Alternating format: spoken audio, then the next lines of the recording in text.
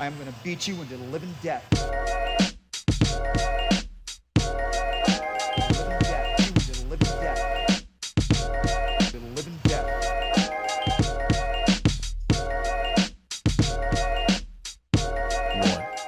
What's up, everybody? Welcome to the Walkout Network. It's your man Ant Walker here with the latest edition of the Living Death Show. Once again, I'm happy to talk mixed martial arts with two of my best friends in the industry. Let's go ahead and introduce them, despite the fact you know who they are. We love them anyway. Ben Duffy, the senior editor of Sherdog.com, the jack of all trades who has mastered them all. What's going on, my man? Hey, I'm doing really, really well. It was a super packed weekend of mixed martial arts. I'm a little fried. I know Jay is even more so than me because he works harder than I do. But nonetheless, it's just like my morning coffee for the upcoming week to get together with you guys on Monday afternoon, because afternoon is, of course, my morning. All right. So, of course, we got the man who anchors the panel every week with the stats, the facts, the figures, and the numbers. He is the associate editor of Sherdog.com. Also, my good friend, Mr. Jay Petrie. What's up, Jay? I feel like after a weekend like this, where there were seven or eight major events happening, plus BKFC, it's kind of like that, like oh my gosh, it's everybody, but Ryzen. I think Ryzen did a thing too, but that's not the point. Where you just kind of take a minute and take a breath. So this isn't quite my breakfast with Fedor moment like Ben can have with his morning coffee talking, but I feel good. This is like a palate cleanser. And so let me cleanse my palate with one Phil Davis related stat, because Phil Davis won this weekend. He won a Phil Davisian fight. You know how he does it. This was his 14th Bellator fight. And why does that matter? Because Phil Davis has now fought more times in Bellator than the UFC. It's kind of like the whole Shogun fought more times in the UFC than Pride, but we call him a former Pride fighter and think of him as Pride guy. Phil Davis has now officially eclipsed that with Bellator. And so let's see how long we talk about him being a UFC great, probably the rest of his career, even though he's done more in Bellator.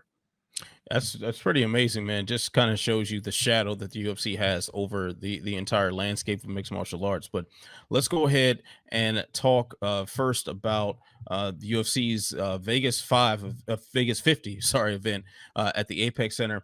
But before we do that, remember to like, subscribe, share, tell a friend to tell a friend, tell that friend to tell 10 more friends.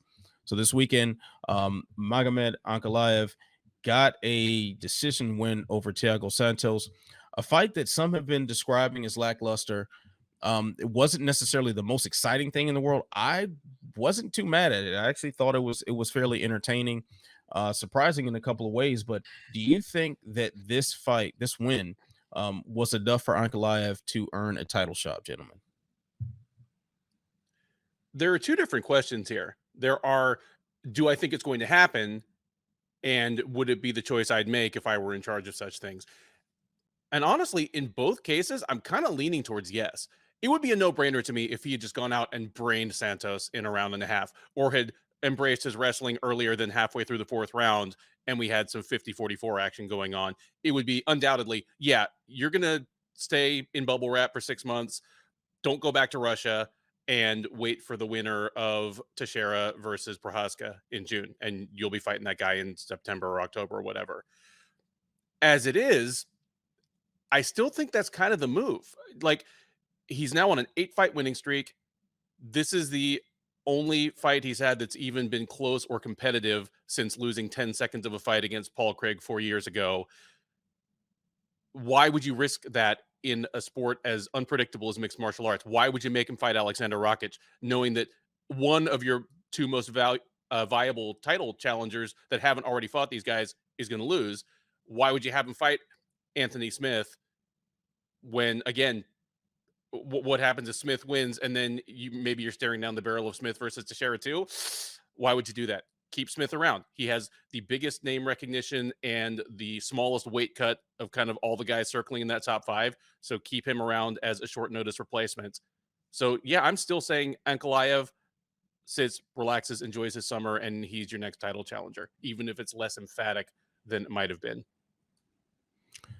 Definitely good answer there, Jay. What say you? Is this the title shot move now?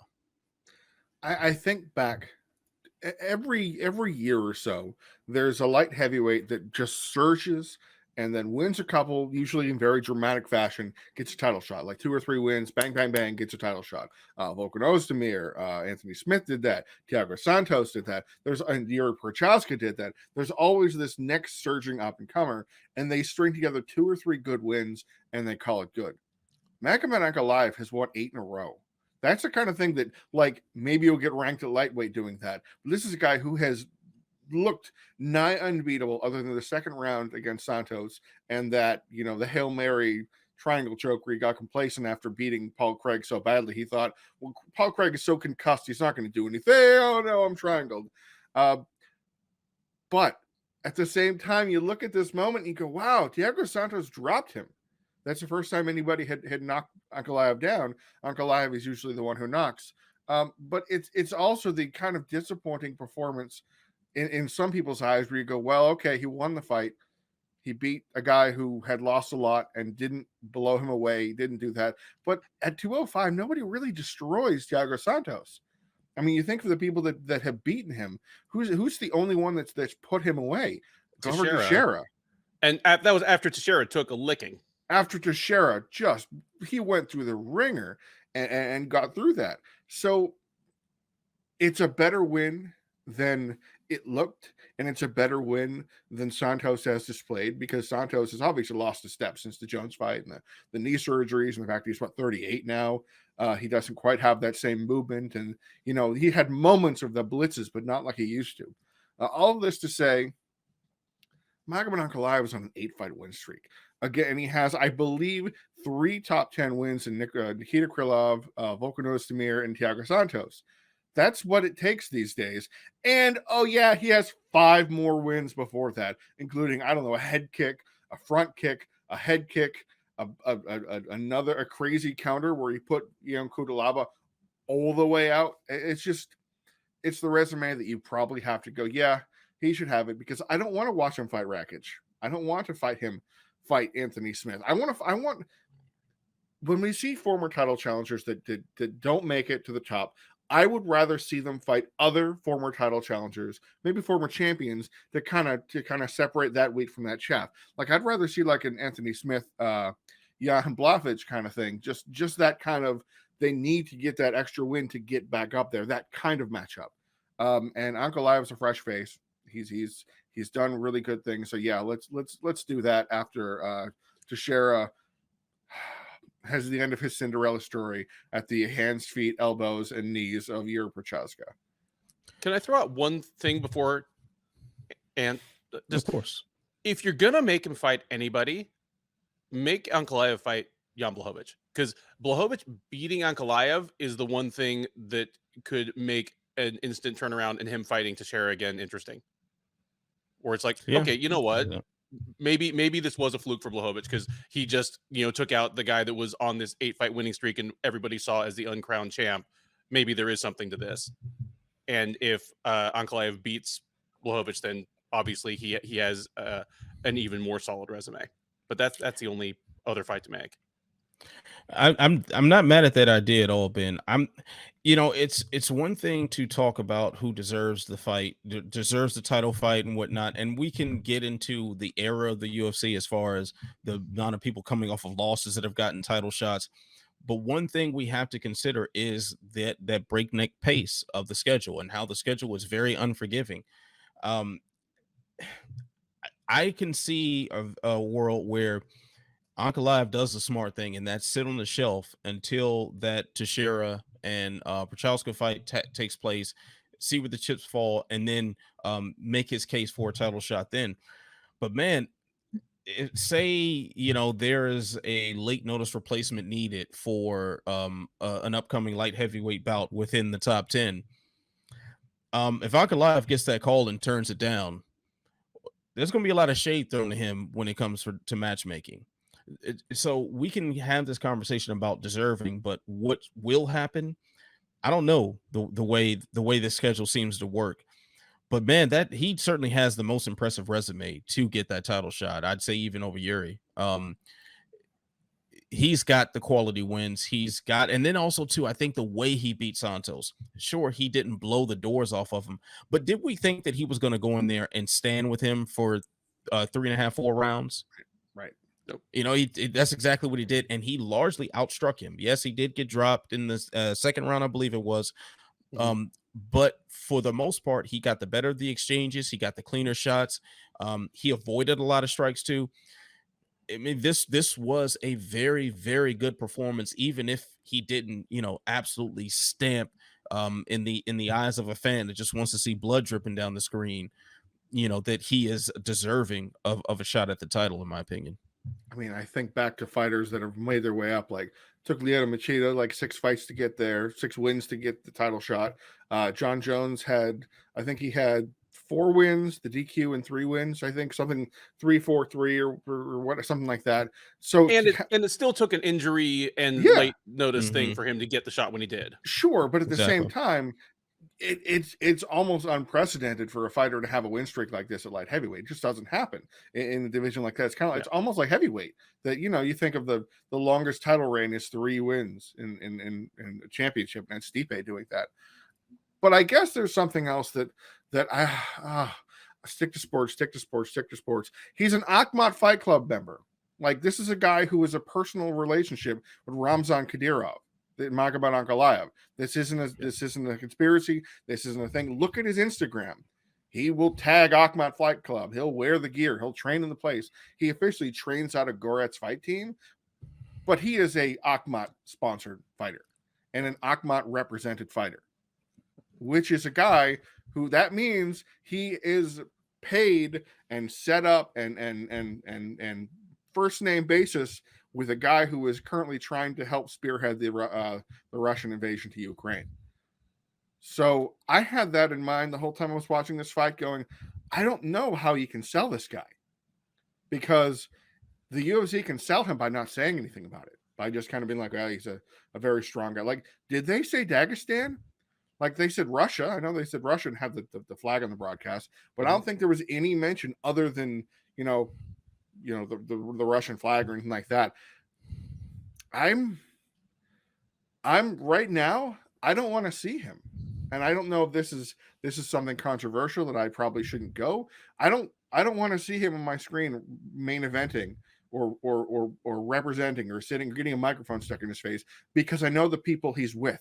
And this is the kind of thing that if he truly were against this situation, he wouldn't, maybe I'm speaking to American here, but he's not divesting himself of the situation in any manner.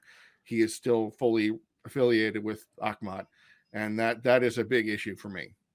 And it's worth noting, as you said, this isn't just Weili Zhang is Chinese, so Correct. I'm going to paint her with a brush of what China or other communist countries have done in the past. This is, it's not just, he's Russian, that's his passport. It is, he is specifically personally affiliated with, Chechen warlord Ramzan Kadyrov, which, I mean, Kadyrov is a problematic human being that has his finger way too far in the MMA pie already. And that was before, again, Chechnya was providing the lion's share of troops to what's going on right now. To describe Kadyrov as a human being is an insult to human beings. Like, it's just, once again, it's just, it's a thing where Jay, I don't think you're out of line for what you're saying. I don't think that's a controversial statement, because you are a rational human being that, gives a damn about life outside of the octagon. The problem is the UFC does not. and that's really where we are watching a product that tries to insulate itself, at least in a public relations standpoint, from anything going on in the world. And this is just a part of it. Like, they're still going to trot out as many Russian fighters as they can get into the country and get into the Apex Center and fight, without, as long as the product moves. And that's sort of the mentality. And it kind of pains me that, like, we kind of have to put that in our back pocket, and just watch to report on what's going on in the cage. And I totally, Jay, I completely understand if that's like a sort of a moral speed bump for you. And it should be for me. I'm just desensitized. Maybe I'm just jaded at this point. But I expect Ankalaev to be promoted as if nothing else is going on in the world. I think that's correct. And the only other thing I want to mention on this is that I saw on the broadcast when the UFC put up the fight listing for UFC London, and Nikita Krylov, Ukrainian born gentleman, is fighting on the card against Paul Craig, and there was no flag next to his name. It was the non-flag, like they put when Javid Basharat, he was supposed to have the Afghanistan flag, but due to the Taliban retaking the country, blah blah, recognition of the state, the UFC said we're not going to deal with that. But the Ukraine flag wasn't on Nikita Krylov. Now I know he lives in Moscow and trains, I believe, out of Valetudo over there, YK Industrials, some sort of thing. In Russia, but he is a Ukrainian through and through, and his Ukrainian flag wasn't there, and that was just a little thing that was not an accident. It wasn't like, oh, we missed it, because Marina Moraes had hers on her indicator. So that it's just something interesting to look at tomorrow or this week. Definitely something to keep an eye on. Like the first thought that pops in my head when because I didn't notice that at all. Watching the broadcast, like it did not. Maybe my eyes weren't fixated on his name on the screen. I think it was that I saw that weird thing. I'm like, what is that gray icon? Yeah, that's the I don't have a flag for the UFC. I wouldn't be surprised if that was a move that Nikita Krylov wanted done himself, because especially if he has ties to Russia, where he lives and trains in Russia. I'm sure his wife and kids, and I don't know what his marital and parent situation looks like, but if he's got family that is there and he is in Russia while he is proudly sporting Ukrainian flags on international television at a time like this, that might put his family in danger. I mean, they're silencing reporters now in Russia to not use the words war and invasion. They're going through a lot of efforts to make sure that this looks good for the people in Russia that are without McDonald's and Netflix right now, as a result of the global backlash.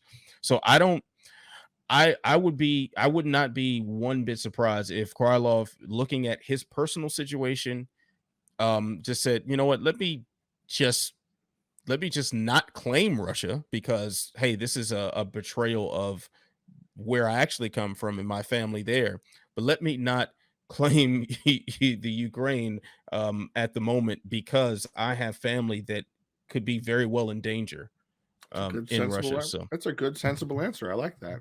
Well, every so often I make a little tiny bit of sense. So anyway, let's it won't happen again this episode, I swear. Let's stick back to sports. So that Song Yadong guy, how about him?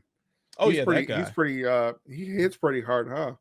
Yeah, he does, man. And it begs the question, like his knockout win, first round knockout win over former WSOF bantamweight champion and UFC title challenger Marlon Moraes. Was this an indication that Song Yadong is that good, or that Marlon Moraes is that faded and his best days are behind him? As in most questions like this, it is a mix of both, but I think it is more an indication that Song is that good. I am the guy I've not given up on Marlon Moraes. I think that in the UFC bantamweight division, and it's one of the 2 or 3 deepest divisions in the sport, there are still a good number of guys in that division that Marlon Moraes would absolutely beat the brakes off of. But the way he came into the UFC with such high expectations and came tantalizingly close to fulfilling them over and over again, it has meant that when he started to drop off, that ladder back down from top 3 guys to top 5 guys to finally against Song like a borderline top 10 guy, it's taken so long that it just looks absolutely miserable.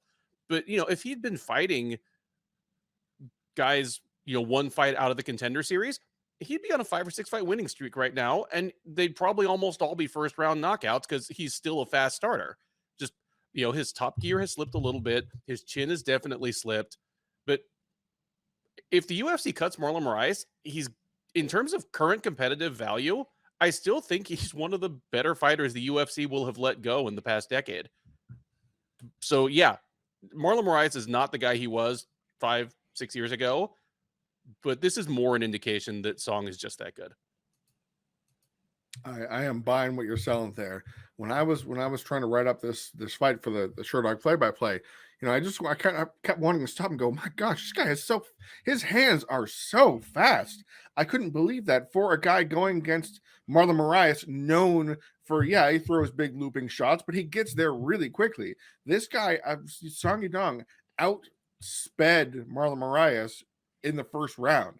That to me showed how this kid's ceiling. And I say kid because he's 24, not because I'm Dana White. Just how high this guy can really fly here. We kind of saw it when he fought Turbo Perez, and he beat him to the punch, and he was just a gear faster. And we saw that. And then, he moved up and he fought Kyler Phillips. And Kyler Phillips is another wild man. And he lost that fight. I think it was that fight at 145? No, I think it might have been at 135. But still, it was a speed for speed battle. And it didn't quite switch into the next space. But when he stepped in there and went toe-to-toe with Moraes and knocked his block off, I am very high on Song Yadong compared to how I was going into this fight. I had Marlon Moraes in a flyer. It was like plus 400 or something to finish the fight. Because if he's going to win this fight, it's in the first 6.5 minutes. That's the gas tank he has.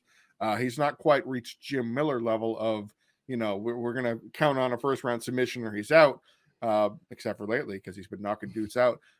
But man, this really sent a message that oh boy, another great bantamweight to throw in the mix and fight. Who are they going to make him fight? Oh, let's do the Team Alpha Male thing. Let's make everybody from Team Alpha Male fight Dominic Cruz. I'm down with that.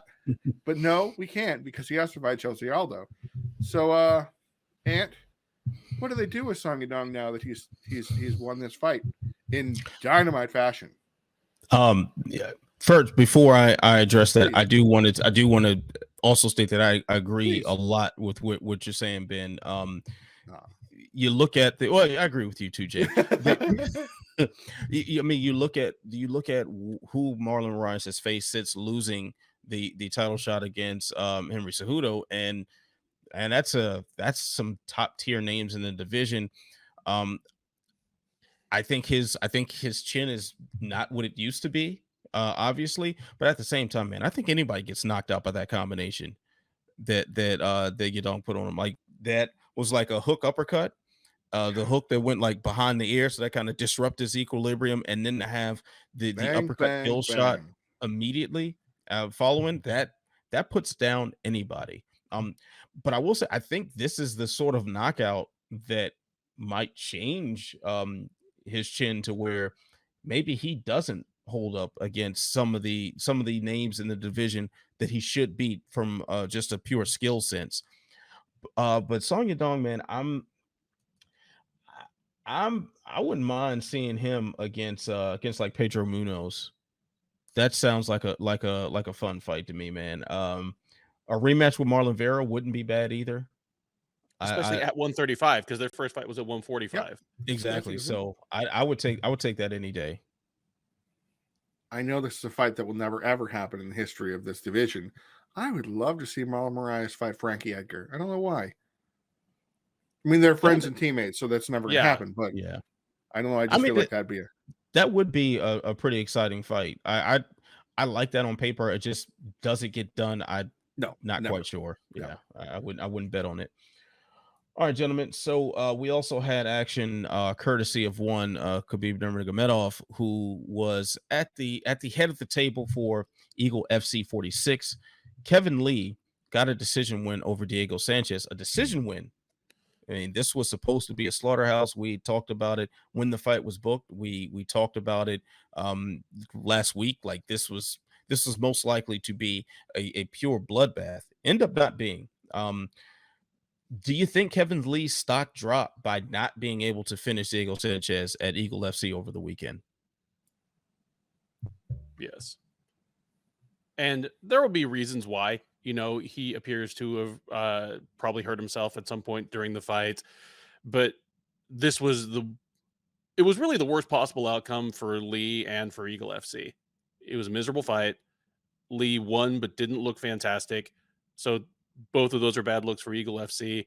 For Lee himself, if his goal is either to remain a headliner for Eagle or raise his stock enough that someone like he can go back to the table, someone like Bellator or even the UFC, this wasn't it.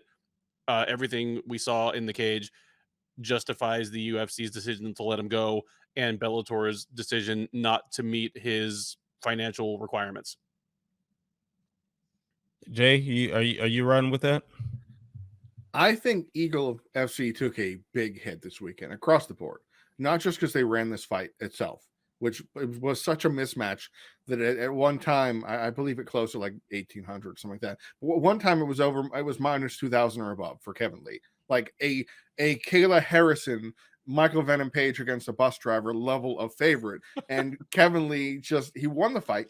Like there were a few moments where he was in danger. He couldn't seem to stop the leg kick to save his life, which I was a little surprised about. Diego Sanchez looked stiff. He looked 40, and that's okay. But he also looked better than he has in years. And you think about Diego Sanchez, who are the people to put him away? You got Matt Brown and that elbow that would have knocked out a heavyweight. You got Ali Quinta when he actually seemed to throw good boxing combinations. You got that weird Joe Lozon thing that happened. That was kind of they crashed into each other. It and took then Josh Fabia to knock him out of the UFC. And then Josh Fabia, of course, he was kicking him hanging upside down. Yeah. And then what was the other stoppage? BJ Penn tearing his face off or something. So it's so hard to put Diego Sanchez away that Kevin Lee didn't have the head kick that he was throwing at Gregor Gillespie, which I expected would come. Diego Sanchez's stock went up. That's so weird. That's so strange. In a loss where he lost all 3 rounds, I think it was 30-27. He looked the better of the two. And Kevin Lee can go, yeah, I'm the best 165, or yeah, because there's like 4 of you. But the whole event was not good. Like, sure, they have Rizvan Kunaev who fought Anthony Hamilton, who was a former UFC guy. He was a guy who was on the Contender Series last year, and it was a beatdown. Eventually, it was kind of like a slow moving truck running over somebody. And then Anthony Hamilton walked up, ducked his head down, and got guillotined in like a minute. That was weird. Ray Borg had that odd win over Ricky Bandejas. It was fun. It was a good scrap. But Ray Borg won, and people go, okay, now what does he want to do? Oh, he wants to go back to the UFC. Oh, he wants to fight at flyweight. Okay. And then what else happened? Impa Kasanganay missed weight by how much? I don't know. A ton. And then Irwin Rivera fought. And Irwin the Victim Rivera. That in my I'm Not Surprised, Mr. Falcon segment that I'm taking early ahead of time to blow up the whole card. Did you guys hear his interview before the fight and then after the fight, where he said that he essentially said that he was almost as much of a victim as his sisters that he stabbed while they were sleeping, because he stayed up for 8 days straight. The devil took control of his brain. He had psychosis. And then there was the actual doctor's diagnosis where he had bipolar with psychosis, which who knows if it was contributed to by insomnia or not sleeping for 8 days. But they just trotted him out there in Second Chance FC, which is happening right now. And it was I don't know if it was supposed to be a redemption story, but when Henry Cejudo was like, Irwin Rivera is out for blood, he wants to be dripping with blood. Like, I swear, these were things that he said. Irwin Rivera dripping with blood. What?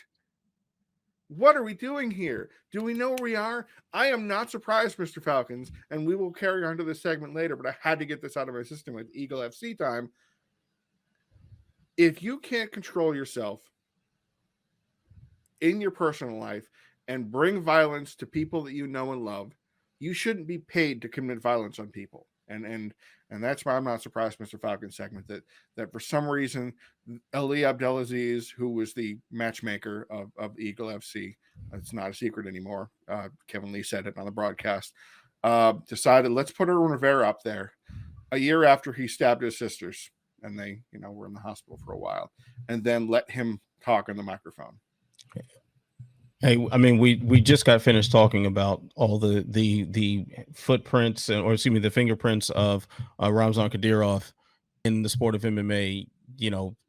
this is a relationship between those two that is very well known. So if you're associating yourself with those people, don't be surprised when an Irwin Rivera, who as heinous as his act was, there are people that they've associated themselves with in the sport of mixed martial arts who have done far worse. Don't be surprised to see that happening on the event cards. Like that's to see that sort of behavior exhibited by the participants outside of the cage. I'm not shocked at all by that. Now, getting back to that main event between Kevin Lee and Diego Sanchez, I disagree with you on this one, Ben. I don't think Kevin Lee's stock dropped. I think it's about the same because it was very clear, very, very clear that Kevin Lee had severely injured himself very early on in that fight, and he still completely dominated it. Despite how, in my opinion, the commentary on Eagle FC was atrocious, especially during that main event. It was horrible.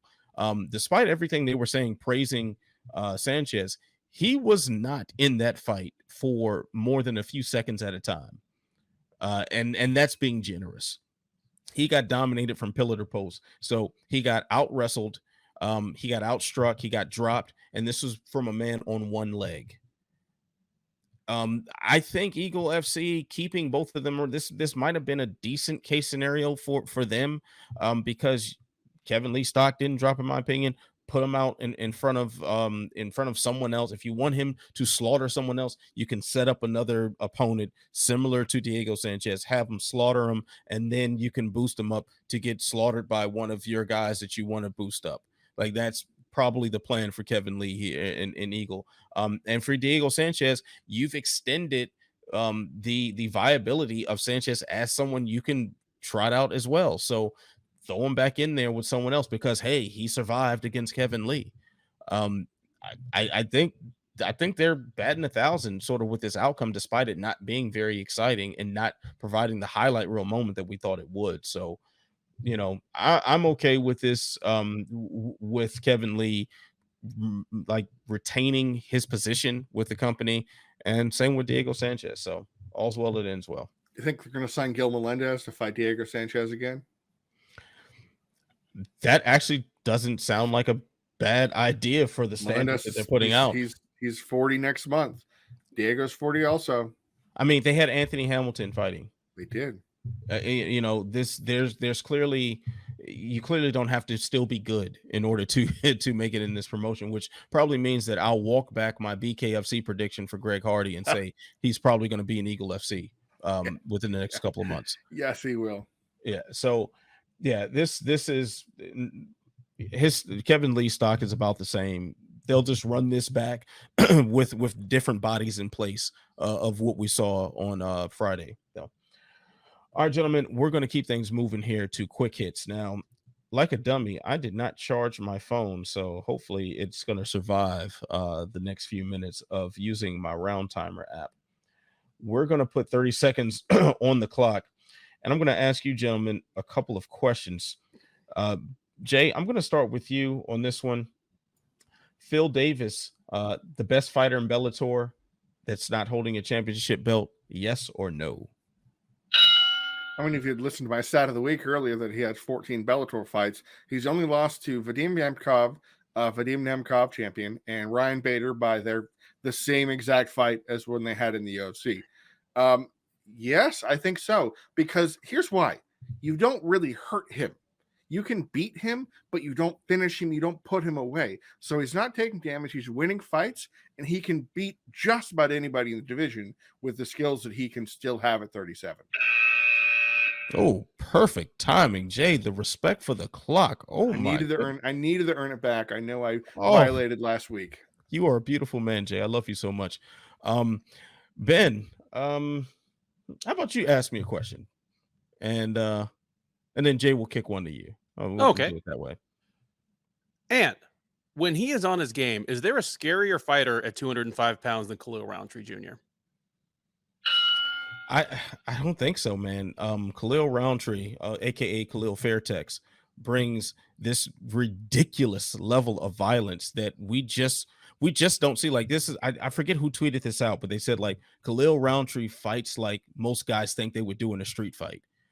And I mean, he's dislodging knees with side kicks. He's body kicking people on the ground. He's doing horrible things to the human body, and I'm here for it. Khalil Rountree is scary as F, because I just didn't want to curse. I don't know why you didn't want to curse. I don't know, because I curse all the time. I curse way too much. I don't think it's ever going to happen, but I would love to see Khalil Rountree on his game against Yuri Prochazka. Just smash him up derby. Yeah, I don't know why. I just feel like that'd be so violent. That's exactly why. It's exactly like that. That is like Wile E. Coyote and the Roadrunner in that tangle of dust, and so that just sounds crazy. The problem it's consistency with Rountree. That's right. You know, I mean, this is Khalil Rountree is like the new Bobby Green, like the new old Bobby Green. Ooh. You know, yeah. When he's on point, man, that is a bad man. I would like to say, Ant, that I did for the Fight Facts piece about this event. I did use the heading Khalil Fairtex and talking about his thing. So beautiful. Well, it's he changed the way we think about Western fighters going to train in Thailand. Absolutely, he was the first guy that it wasn't just a vacation. That he came back with a markedly improved Muay Thai game. Like he changed. It was a whole paradigm change for the way fans and media talk about fighters, you know, American fighters going to, you know, Phuket Top Team or Tiger Muay Thai. Like he changed that. That's saying a lot. I mean, we're talking a guy that brained Gokhan Saki. Like I did the matches to make for Sherdog after this, and I said, you know, put him in there against Dustin Jacoby. He's not going to be intimidated by the kickboxing credentials. Mm-hmm. Yeah, and he probably won't get taken down. Like I feel like that's like Roberson didn't really sell out for the takedown. So if you can zig him around the division without finding like a suffocating grappler or a guy who can, you know, suddenly trip and take you down like a Nikita Krylov who can sneak up on you like that, Volkan Ozdemir style, just no, that's too high. But you know what I'm talking about, the style. Yeah. So you said that I'm going to ask Mr. Duffy a question. Mr. Duffy. Yes. Alex Pereira beat Bruno Silva 3-round decision. First time Pereira had ever won on the score. Been to the decision as an MMA fighter. Will the UFC fast track him to a ranked opponent next? They damn well better. They need to get him one more winnable fight and get him in the cage with Israel Adesanya. I normally would not be the guy advocating for this, but if he just gets out wrestled by someone who's not Bruno Silva, all the hype is gone from his wins over Adesanya in kickboxing.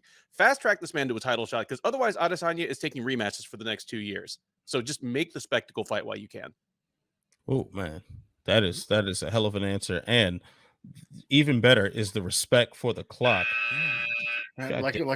Just think of how deflating it'd be if like he fought like Brad Tavares and got out wrestled for 3 rounds. Yeah, which is a very, very strong possibility. Yes, absolutely.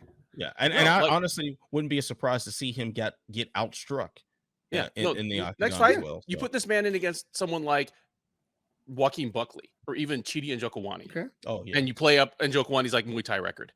Yeah, and then title shot.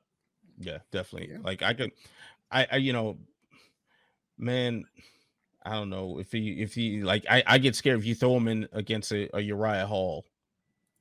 You know. I like that. But if you put him in against Uriah Hall and Uriah Hall just goes Tekken combo on him and knocks him out, it's not as bad as him just getting ground out by insert name of Polish Kelvin Gastelum here. Oh yeah. You're like Hermanson or something, just dragging him down and twisting his arm around. He'll hook this man. Oh yeah. Oh, like Emin Shabazi would probably hit an arm triangle on him or something like that. Yeah. So yeah, good points there. And I got a question for you then. All right. And we'll keep it rolling. Terrance McKinney came back after 2 weeks to fight Drew Dober. Won until he lost by knockout. Did Terrance McKinney bite off more than he could chew by taking this fight against Drew Dober on short notice? I'll say he bit off more than he can chew as far as the short notice. Simply because he definitely didn't have the cardio to get through that first round. But as far as skill wise, he proved himself to be pretty damn good against Drew Dober and was just a hair away from finishing him. I think had he managed himself more in that onslaught, we'd be looking at a totally different result and having a different conversation about where this man lies in the pecking order at lightweight. Throw it to Duffy. Hit it, Duffy. Ding. I'm gonna take just, not that I completely disagree, but I'm gonna take just slightly the opposite tack here, because I think Drew Dober might have been too much for Terrance McKinney right now at this point in his development on a full camp, and taking him on short notice and just throwing the whole kitchen sink at him might have been his best chance of beating him in the first half of 2022. The way that Dober just used kind of his veteran poise to weather the storm, let McKinney start to blow his gas tank, and then take over, that's something that Dober couldn't have done 5 years ago. And 2 years from now, McKinney might be too much for Dober. But right now, I think Dober would have beat McKinney full camp or no camp. All right. So Jay, let's get your answer on that question. You got 30 seconds. This was the best possible opportunity, I think, right now that Terrance McKinney had to. He did exactly what he needed to do, and this was the proper strategy. With the guy coming in on 2 weeks' notice, he already had peaked 2 weeks before, so who knows how much he had left in the tank. We could see it because after about 2:15 or so, the punches started. They didn't hurt as much. They didn't quite have as much on them. But his approach was exactly the right approach that you want to do to blitz and bull rush a guy that can take shots like that. So he did the right thing, and it just didn't quite work out for him. And just one last thought on this, because this came up on the Sherdog recap after this event. Terrance McKinney can go back and watch this fight, and he will see the spots where he almost won this and take specific things back to the drawing board that will make him a better fighter.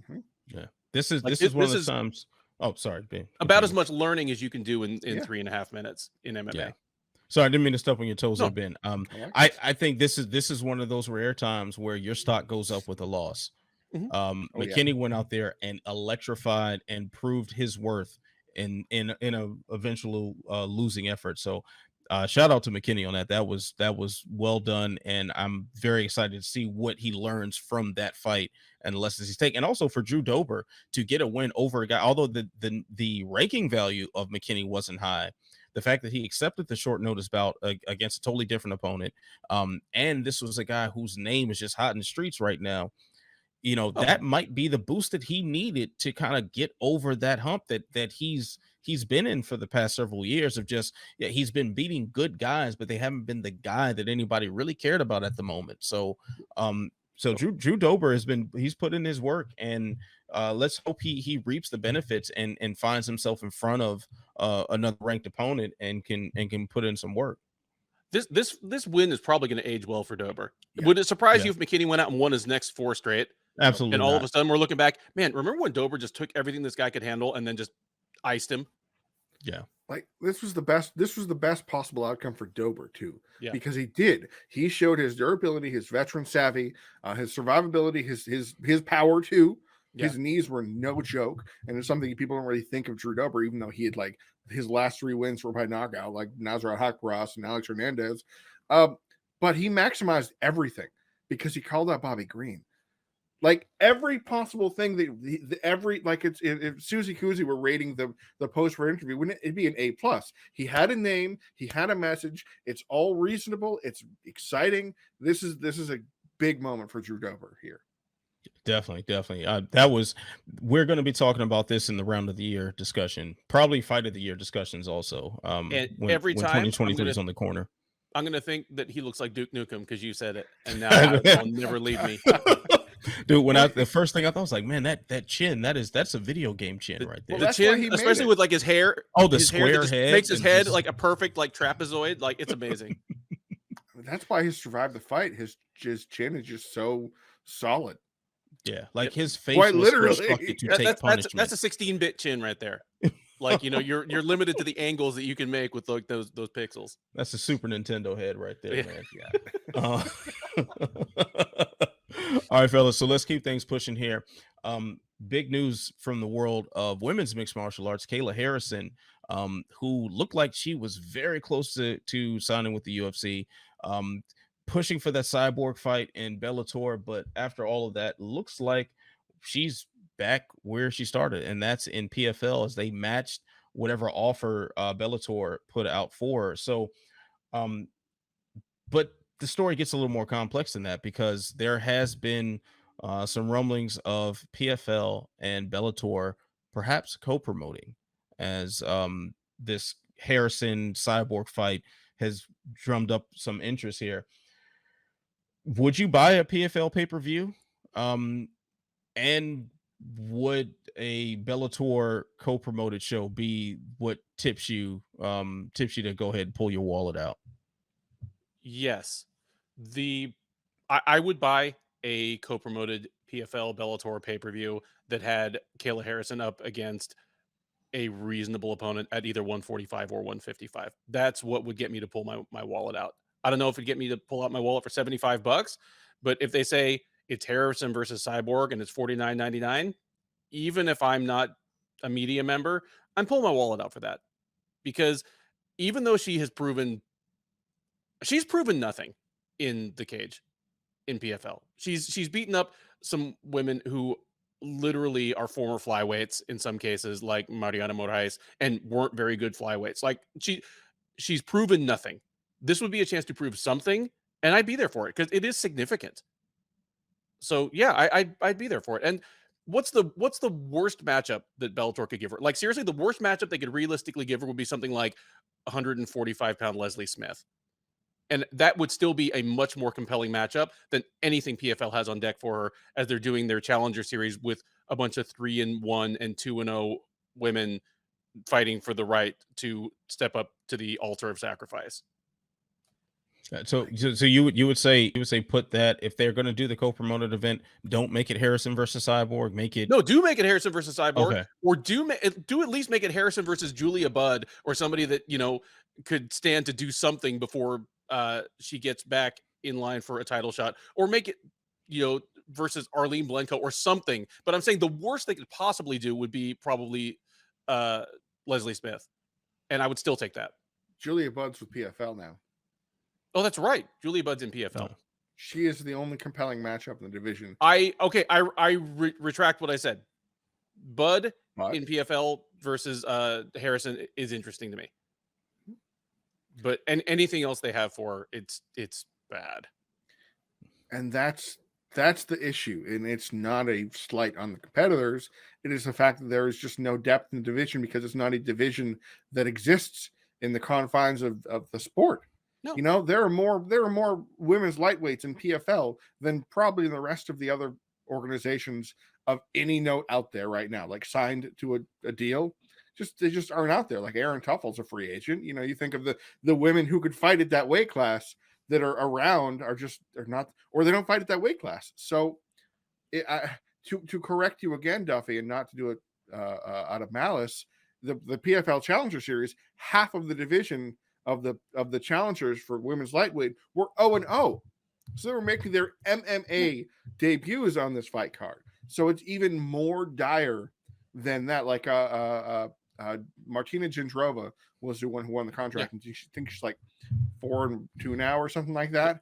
So do you really she's what I was thinking of when I was like, they got 3-1 women. Like that was the best. That was the most experienced fighter on the Challenger Series, and the rest of them, like the record that Kayla Harrison faced of the 4 opponents in the 2021 season: 16-10, which is the former flyweight, 16-6, which is what's her name, Cindy Dandois, 4-1 and 3-1, which were her semifinal and final matches. That's right, Taylor Cordado, the woman she fought for $1 million, was a 3-1 fighter who had only fought at 155 this year, and she lost to Tanisha Tennant, who, that was the whole thing later. It's the division just isn't. And for PFL to pretend and go, well, we're going to implement a pay-per-view division to sell these fights. With who? If you can't get somebody to join your season for $1 million, how are you going to get somebody to sign for a one-off against Kayla Harrison? They're just not there. They're not, the bodies are not there physically. Like, go to Fight Matrix. Fight Matrix is known for having a list of fighters in the top 500 of the divisions. You'll find 25 women maybe at the division at most. And almost all of them also fight at featherweight. Precisely. It just doesn't exist. You have to go to like a King Reina, and I don't want to see that fight. So PFL getting Kayla Harrison means she stays at 155. And that, I think, is the worst move. You want to get Kayla Harrison acclimated to 145. We saw she could do it once. She fought Courtney King. She headlined an Invicta card and elbowed the face off of her. It's the first time she could use elbows, by the way, because PFL doesn't let them happen. And Kayla Harrison rearranged that poor girl's face. So you want to see Kayla Harrison at 145. You want to see her be able to use elbows, which is something that she could use as she does a lot of groundwork. And you want to see her against women. Apologies to women in PFL that are signed to the roster with a pulse. And you can't get that with PFL. You can't. It doesn't exist. They've been trying for 3 years now. And the reason they're failing isn't because they're not offering money or whatever. They're offering a crack at $1 million, but not really. They're offering a fight with Kayla Harrison. If you get far enough in the tournament, there's just nobody there. There's just nobody there to take these fights. And Bellator versus PFL. Bellator's last pay-per-view was a $50 event. So you can say that's probably how much they would charge if they co-promoted. But is it really a win if Kayla Harrison gets destroyed or she beats up Cyborg? I feel like it's a lose-lose fight because there's nothing to be gained from it because it's a one-off. And I think that's where the whole call-out thing, it's all silly. It's Don Davis, the PFL head, and Scott Coker, the Bellator head. It's like they're fighting for like a petty-weight title. And we know about those, right, Ant? Yeah, my favorite belt in the sport.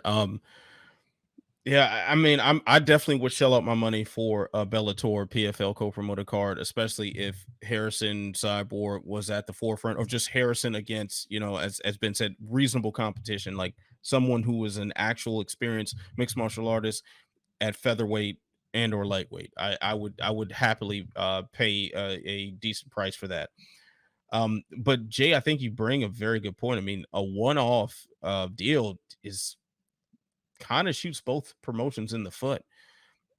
But then that leads me back to, why aren't these other promotions doing this on a regular basis? It's not necessarily a one-off if Bellator and PFL do it right now, but then Bellator does it again with Invicta, and they do it with Ryzen, and there's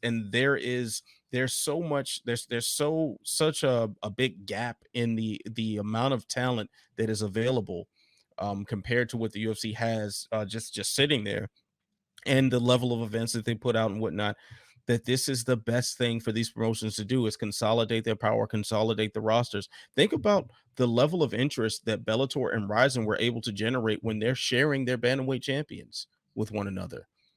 Have we ever talked about Darian Caldwell as much? That was the most publicity that I can ever remember him getting. And this is a guy who doesn't move numbers for Bellator, just as a very good fighter in his own right now. So why aren't they doing this? I hope that if they do this, that this is the beginning of a more regular partnership, and Bellator has made themselves open. Like they've been I've talked to Scott Coker and Martin Lewandowski about KSW and Bellator joining forces for a couple of events, and they were both open to it, but it just never happened. There are so many opportunities out there if they take them, and this could be hopefully the start of something more regular, and we see an actual shared roster, if you will. That will be how you do it. That's exactly how you do it. Bellator lent Patricky Pitbull to Ryzen for their lightweight Grand Prix, and Patricky made it to the finals, and he lost to Tavik Basayev in a great fight in a great tournament. That worked out. Send somebody over there. Send it. Do the Chuck Liddell thing. Like you remember, was it back in the early 2000s when UFC and Dana sent Chuck Liddell over to the Pride tournament to see if he could blow it up, and of course it was malicious, but it was another added level of intrigue. How would that not benefit both?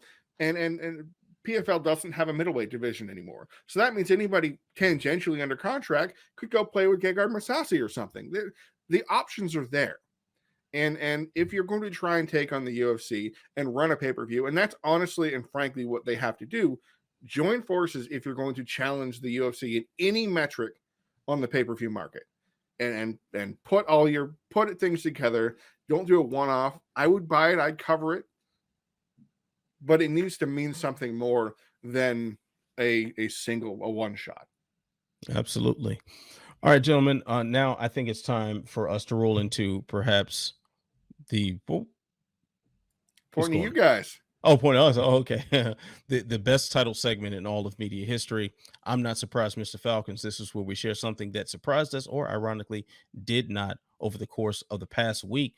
Um, Jay, of course, if you want to go again, you're more than welcome to. Oh man, Adonis just woke up. Hold on a second. I'll be right back. While we're dealing with this, Mr. Duffy, what is your I'm not surprised, Mr. Falcon segment today? Well, I am completely unsurprised that in the wake of his win over Julius Angliskas in the co-main event of Bellator 276 on Saturday, Phil Davis was asked about maybe getting a third fight with Ryan Bader at heavyweight. Or, Bader has been a two-division star for Bellator since he's been there almost, but clearly is kind of headed in the direction of I'm going to stick around at heavyweight at this point. His entry into the light heavyweight Grand Prix,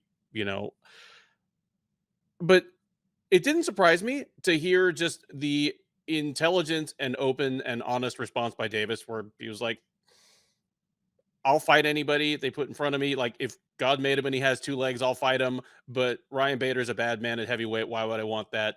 And the reason it doesn't surprise me is that it harks back to the first time I ever interviewed Phil Davis. And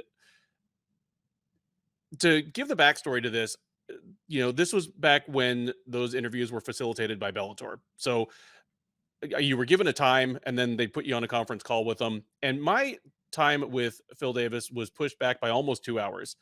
And so by the time I talked to him, I knew that he had probably had a 10-hour day of interviews. And I was like, man, Phil Davis, he's been around so long. He's had a long ass day ahead of kind of a whatever fight I think it was like in Italy or something. This one, I was like, he is going to be so done.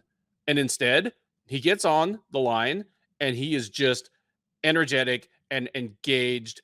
And despite the fact that we had started so late, gave me tons of his time and just gave thoughtful answers at the end of what must have been a grueling day for him. And I asked him at that time if he had thought about entering the heavyweight Grand Prix that was then going on, the one that ended up being Bader's coronation as a two-division champ. And he said, no, there are some heavyweights out there that I can beat, but I have a great light heavyweight skill set. That's what I've built myself for. He said something that came up again in this post-fight presser. He's like, I've been basically the same size since I was 17 years old. I put a little more meat on me, but this is the size I've been forever. It's what I'm comfortable at. And he just went into detail. He's like, there's a difference in speed. And he starts breaking down, you think Jose Aldo is fast, but then you watch Demetrius Johnson fight and, it's a whole different amount of speed. And he gives me this lengthy and well thought out answer. And it's just, I say it's unsurprising because he's one of the most underrated fighters. He's going to go down as one of the most underrated fighters of his generation in terms of his accomplishments. Because he left the UFC, there's a certain just instant narrative that, well, he must have washed out because he wasn't good enough. And that was never the case. He was a top 5 guy when he left the UFC, and he's maintained that in Bellator, just only losing to the very, very best of the best and kind of having an easy time with everyone else. So on top of being one of the more underrated fighters of his generation, one of the most just underratedly good and engaging people in the sport. And that has never changed. I've never seen Phil Davis on like having a bad day interview, which is saying something about a guy who's been doing this for like 15 years now. Never seen him have a bad day interview. I mean, maybe you have. You're giving me a look like Jay. Okay. No, I look back and I'm like, wow, he's really been doing it since. Yeah. Since I thought you were 2008. gonna like lace me some YouTube No, video of him on being the an asshole. And I'm contrary. like, I'm here for it if you've got it. But No, that's the thing. I don't. When he first came on the scene and he had the whole, Mr. Wonderful persona where it was really on. I was like, that's got to be a facade that will crack at some point, and he's just going to go full like 1980s Sean Penn on some people. But he never has. Nope. I think just in his heart of hearts, he's that good a dude. And I mean, I've been frank about what I see, his limitations as a fighter, and they're probably somewhat related to being a good dude, but that shouldn't diminish the fact that at the intersection of competitive excellence and just being an apparently well-adjusted human being, like he is a pound for pound great, like all time. So I am not surprised that Phil Davis is not interested in moving up to heavyweight and is very frank about the reasons why. And it's like I said about the how impressive he looked, and the stat of the week that he's fought more times in Bellator is just that he's got that composure, that swagger about him. Like he can do a dumb Sprite commercial and keep smiling the whole way through. It's just that kind of demeanor, which it's kind of a fresh air in the sport, because we need more good guys. For I guess what I'll be taking my second I'm not surprised Mr. Falcon segment, while Mr. Walker he's dealing with familia matters, and I'll say that unfortunately not all good people are in this sport. And we don't have we're not a sport of all Phil Davises. And as I mentioned earlier, the Second Chance FC had Irwin Rivera to compete, who stabbed his sisters. He's not the only fighter that's I don't know about this, in that Eagle FC recently signed a good guy in Drew Santos. I'm not going to knock on him. Hector Lombard, who's, well, there's stories that you can go back on, and Thiago Silva, who does have a checkered past. Which Thiago Silva is still fighting. Yes, he is. He was in KSW for a little while. He was in Russia, but yeah, he's still doing whatever he thinks he's going to do. So Eagle FC seems to have a target in mind. It's what we thought Bellator was when they were signing the aging UFC fighters. You're going, you really want that guy? And it's why I joked on Twitter on Fight Night. Well, they have Irwin Rivera, and they just picked up Thiago Silva. They're probably going to pick up Greg Hardy in the near future, as Greg Hardy is now a free agent from the UFC. Yeah, I wouldn't be surprised if that happens. I don't want to doom fighters to never compete again, but again, if you like Thiago Silva, you have a personal problem in your life with violence that you shouldn't be able to inflict it on people consensually, and I don't like that, and we're just going to have to stick with that. So I'm not surprised, Mr. Falcons, anymore, based on what we've talked about earlier, that Eagle FC doesn't appear to have any qualms about signing people, and I guess it is what it is. And I suppose while Mr. Walker is still dealing with stuff, I guess we'll cruise on to the last segment of the day, and we can circle back and hear about his I'm not surprised segment here. But the UFC is basically the only big show in town. There's a KSW card during the day on Saturday. There are rumors of Fight Circus being on Friday, but I can't speak to those if that's actually going to happen, because it sounds like probably the 26th. So UFC London. UFC London's happening, Ben. I am actually genuinely surprised that UFC London, headlined by Alexander Volkov from Russia versus Tom Aspinall, not from Russia, is headlining this fight card, given the issue with visas and the concern that certain members of parliament were not going to allow athletes from Russia to enter the country. But as far as today on Monday goes, Russians are still on the schedule. So Ben, I guess I'll throw it to you here. Are you, or will you be surprised if all the fights stick together this weekend? I will be mildly surprised. I mean, full disclosure, peek behind the curtain. We're recording this on Monday night, and I'm recording the Sherdog preview for this event as soon as we get off the air. We've pushed it all the way back to Monday for a variety of reasons, but it felt like a good idea anyway, just to see if these Russian guys actually touch down in British soil and are, at the hotel by the O2 Arena today. So, I've been kind of watching the news, but yeah, I'm mildly surprised because some British promotions, like I believe it was Bama, kind of pulled all the Russian fighters off their cards a week or two ago in anticipation of travel restrictions. So I was surprised to see that the UFC was plowing through with this and that nothing has yet happened. Just for the record, I mean, I'm fine if these Russian fighters are able to travel to England and get in and fight. The problem then becomes, getting them paid because of economic sanctions. But, I don't think they should necessarily be restricted from traveling for their professions as long as the UK is fine with it. But yeah, slightly surprised that it's going on. But once you get past that, this card is well put together. Whoever you think the best UK prospect in the UFC is, they're fighting they're fighting on Saturday. You think it's Arnold Allen? You think it's Paddy Pimblett? You think it's Jack Shore? You think Jai Herbert just, needed to get his feet wet and he's going to turn it around now and become the monster that he was in Cage Warriors? Whoever you think the best British prospect in the UFC is, they're fighting on Saturday. They're going to show it one way or another. That's for sure. Yeah. Before we go any further and talk about the fight and the big fights themselves, and I suppose we'll circle back to you and find out your I'm Not Surprised, Mr. Falcon segment, because I talked about Eagle, Ben talked about the wonderful Mr. Wonderful Phil Davis. So what do you got for us? I actually was thinking about Eagle too. Their latest signings of Junior Dos Santos, Thiago Silva, and Hector Lombard. And Jay talked about this, but please, your thoughts. Yeah, I want to hear your thoughts. Okay, yeah. I mean, it's not a surprising thing. I mean, we joked about it earlier about some of the guys that like the quality of fighter that's out there. I mean, JDS, I'm not too mad about. He was very recently one of the top tier heavyweights in the world. We were just calling for him to fight Fedor in Bellator not that long ago. So he gets a move to Eagle FC, and I'm sure he's going to garner a hefty salary there as well. So I'm all for that. Thiago Silva seems just a tad bit problematic to me, considering the quality of human being that has made their way over to Eagle. He is not a stranger to troubling domestic violence charges and whatnot.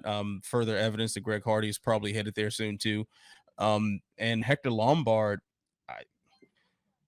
whatever. This is a guy who's going to remain active regardless. I mean, he was just in BKFC not that long ago. I think he's still under contract with BKFC. He's still okay. He still is. I just assumed that he. Yeah, so I mean, especially if Eagles not having them fight exclusively for the promotion, and sure, whatever. I wonder when Tyron Woodley's getting the call. Oh, probably sooner than later. Yeah, especially if they sign Hector Lombard. This was something that it looks like BKFC couldn't put together. I expect Eagle to try. Considering that Thiago Silva for a long time now has fought at heavyweight since he's been out of the spotlight, they could very easily make JDS versus Thiago Silva. Would that be like an all-time great contrast between good and not good person in a fight against each other? Oh, wow. Considering just how universally beloved Junior Dos Santos is, just one of the nicest dudes and apparently most upstanding citizens in the history of the sport of a high-level fighter. I mean, this is an all-time like good versus evil clash. Yeah. It's like the level of Wonder Boy Colby Covington. Yeah, except that Colby Covington says despicable things, yes, but has generally been an upstanding citizen. True. Except for his DUI. But yeah, he's not like, he hasn't violently assaulted a significant other and held people at hostage at gunpoint. Like, he hasn't done that. For most of his career, he didn't violently assault anybody. Yeah. Just you nerds and virgins, I guess. That's true. Well, the tough part is for Eagle is that Junior Dos Santos has an opponent, and it's Yorgan De Castro. Now, I don't want to go down that rabbit hole. That's such a trap fight. But we're talking a guy that just his last fight was Cyril Gane. Yeah. So we're going from Cyril Gane to Yorgan De Castro. And we're kind of concerned that JDS might fall into a trap here. Yeah, the MMA gods are looking at this with raised eyebrows. Like, this is interesting to them. I don't like that fight at all. And it depends on what you want to do. Like, are you building a heavyweight division around Yorgan De Castro? I highly doubt it. Are you building a division around JDS? I highly doubt it. You're just putting a guy who could be a potential cash cow, could draw some interest in there against guys that you really that Yorgan De Castro's, I'm sure, a throwaway for the promotion. So if we're talking about some Dagestani killer that they've got on deck, okay, it's very clear what you're trying to do. It's a stepping stone, using JDS to boost someone else. But are we really? Is the promotion really investing in Yorgan De Castro? I highly doubt that.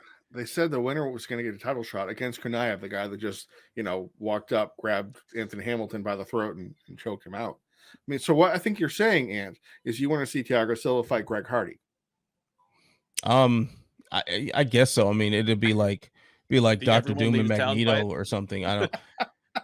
It's one of those things where, like, yeah, I guess so. Like, I could watch it free of conscience of like, oh, someone's getting good hurt today. You know, I guess there's that. I don't know.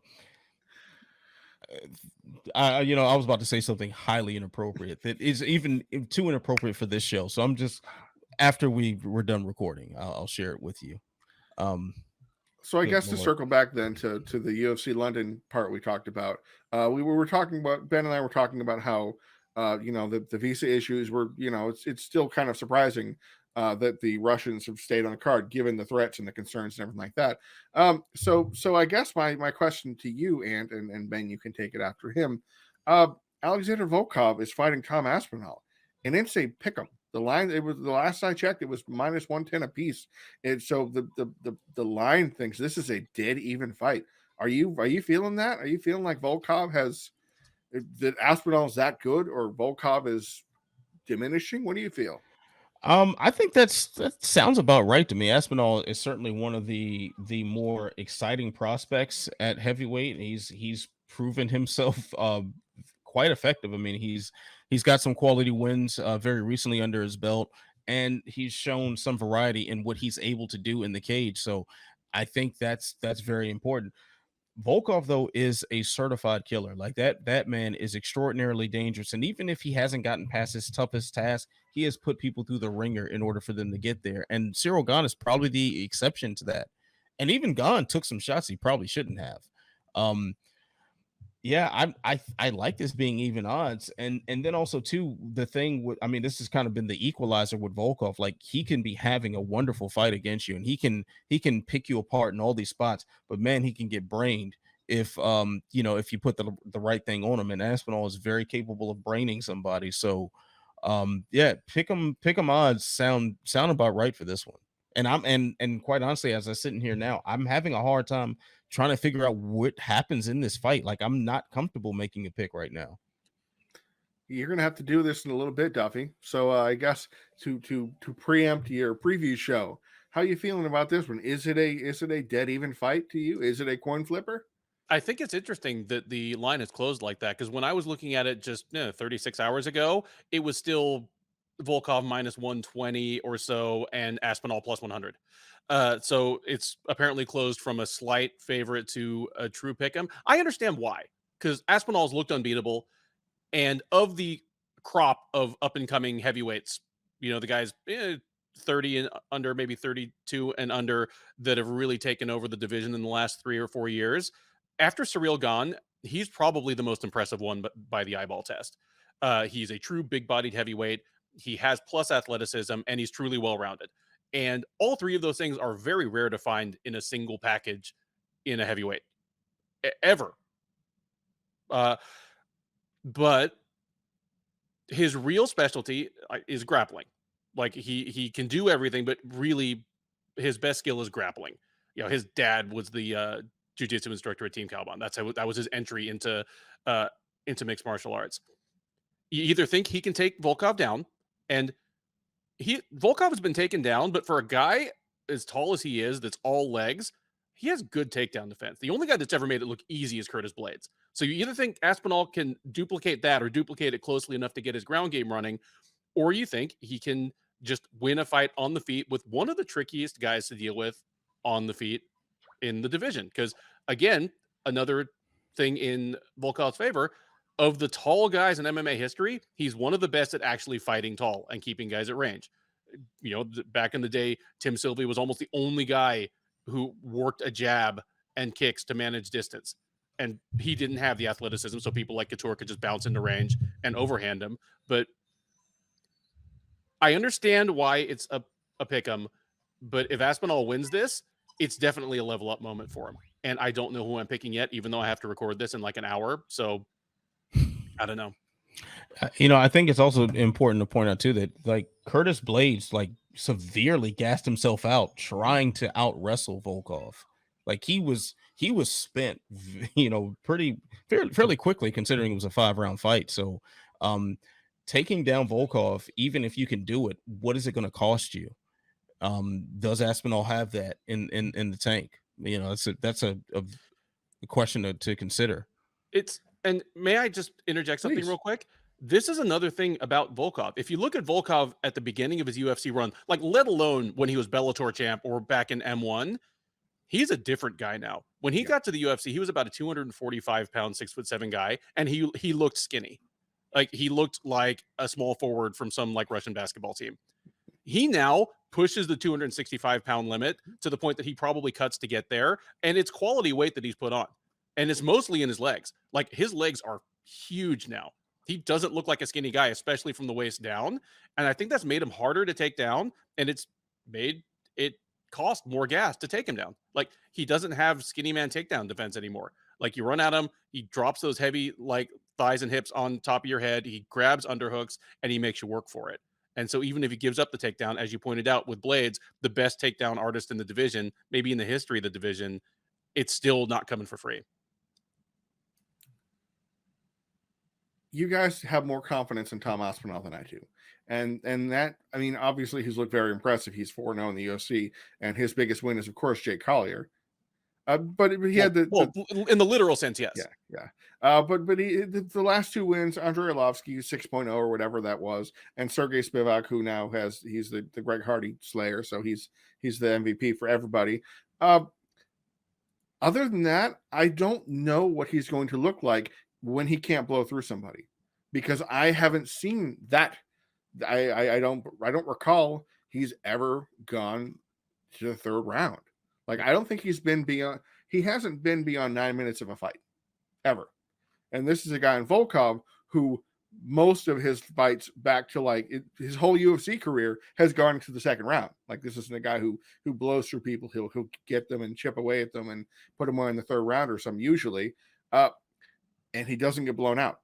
I mean, Derek Lewis, it was 11 seconds left in the fight, in a fight that he was losing badly. And that's a Derek Lewis thing. That's not a duplicable by any other person. Curtis Blades took him down, tired himself out. But this is Curtis Blades we're talking about. Something I don't think that Tom Aspinall has the Curtis Blades level takedown. And Cyril Gane, distance control, range ability, and the ability to get a guy to kind of stare at headlights. And I don't see any of those things that Aspinall has. Aspinall is, from what we've seen, a serious front runner. We haven't seen what happens when he runs into opposition in any time recently. He got heel hooked, 6 years ago. I don't take that into account of any degree. So he's been kind of blowing through guys. You don't do that to 265, 270, 280 Volkov now. That's not how he fights. He's got a very solid fight IQ. This will be my prime pick without a doubt, because as of this current moment on Monday, Volkov is now minus 105 and Aspinall is minus 115. So it's still a pick 'em, but the line slightly favors Aspinall. And I can imagine if the British money comes in, it will make Volkov an underdog. And that's if you can get plus money on Volkov, absolutely take that. Because the question of what happens when Aspinall can't land that big shot or take you down and hit you with that one elbow that changes things, or catch you with that one knee that makes you go, oh, and everything is all different. Volkov doesn't usually get caught with those things. So I'm going to go with like a Volkov third round, fourth round thing. And I think he should be favored if you look at the styles that come together. But I guess on the momentum, Aspinall looks good. So I guess I'll throw this question out there as we prepare to wrap things up for this week. Do you think this, because this is a significant card in the sense that this takes place in London, this is sort of getting back to the tradition of fight night cards taking place in different cities. So this is sort of their first attempt to get things back to sort of pre-pandemic scheduling. Does the London crowd help or hurt Aspinall? Help for a round.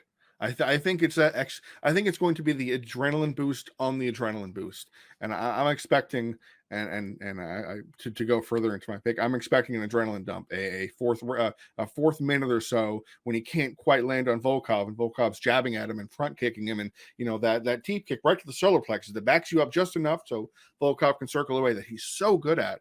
That Aspinall is going to be. I mean, it's a hometown guy against a Russian, so the crowd is going to be louder than Wham Wham Patty Pimblett by a long shot because of the hometown guy against a Russian. I think it's going to help and then hurt. What about you, Ben? I kind of agree. Like, I don't think the crowd is going to be roaring late in the third round and have him hulk up. I don't think that's going to be the effect of the crowd. I think the crowd is going to go bananas, and then it's probably going to get kind of quiet. See, I'm in agreement with you guys to an extent, but I do think the crowd is going to be particularly charged up, considering that this is the first time the UFC's come back since whenever the last was. They lost their 2020 fight night card when COVID started. It was supposed to be Woodley versus Edwards. I think So it's 2018 or so. I think it's been quite some time. And UK crowds have always been just legendary. Oh yes. Right. So and look at the lineup. Yeah, look at the lineup. Think about how charged up the crowd was at was it 5-star when they first had people in the building for the pay-per-view, and it was like the first round, first round of the first prelim, and everybody is nuts and it's a full crowd. Yeah. I expect something similar. So by the time the main event happens with an English fighter in that main event against a Russian, when this geopolitical climate, I certainly expect that crowd to get supercharged up. By then they're going to be dumb drunk. And I expect that to last throughout most of the fight.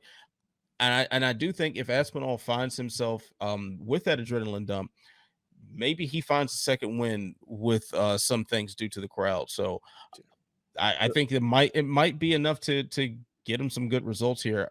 Does he win? I can't say. But if I have to pick, I'll lean toward Volkov because the experience, because especially 5-rounder experience, I'm going to lean to him there. And while he's going to get booed out of this world, I doubt he really gives a damn. I don't think that's going to be an effect. The crowd is going to affect Aspinall much more than it's going to affect Volkov. So yeah, I'll lean his way. Does Volkov get cheered anywhere? Yeah, like Volkov. This is Volkov at the Apex. Kind of did in Russia a little bit. Yeah. And are they using the small cage? They're in the O2, so probably not. Okay, that's what I'm thinking. It's a fight night, but it's the arena size usually is what tells you. I would assume it's a big cage, which plays into Volkov's favor. Volkov in a big cage, because you have to think the way Curtis Blades gassed out, like that fight might go differently if that wasn't at the Apex in the small cage. So a lot of different factors to weigh in on here. I usually dump on matchmaking. Sometimes this is a bonehead move, blah, blah, blah. I give credit to Sean Shelby and Mick Maynard for putting this card together because they knew exactly what to do to make the home crowd excited. Like every first 8 fights are a Brit against a non-Brit. It's the first 6 of those 8. Yeah, the Brit is a favorite. Yes, I think there's Durkima Pavlovich is the only. I mean, I guess you could say Gunnar Nelson, but Gunnar Nelson is kind of adopted in Ireland, so it's still that whole local-ish kind of thing. This is the right kind of card to make the home crowd happy. So they did a good job in that regard. Yeah, I agree. Like this, you'd hate for, if you're the UFC, you'd hate to ruin the potential moments with the crowd cheering when this triumphant return to a market that you've missed out on for the last several years. So yeah, I think this is very deliberate the way this was put together for the reason that the absence of the UFC just on its old school road show. Shout out to John Morgan on the roadshow reference there. But anyway, I think that's going to do it for this edition of Unleashed. Big thanks to Ben. Big thanks to Jay. Big thanks to Adonis for having me hop off the broadcast very briefly. Thank you, gentlemen, for holding it down in my absence. So you can follow them on sherdog.com. Social media handles are on your screen right now. So there's going to be fight night coverage from Jay. I know you're on play-by-play, Ben. I know you got pre and post fight stuff coming up, centering around UFC London, I guess will be the hashtag this week. Yeah. All right, cool. So Yeah, and that's gonna do it. So like, subscribe, share, tell a friend to tell a friend, tell that friend to tell 10 more friends. Stay beautiful, stay positive, and stay sexy. I'll see you when I see you. Peace.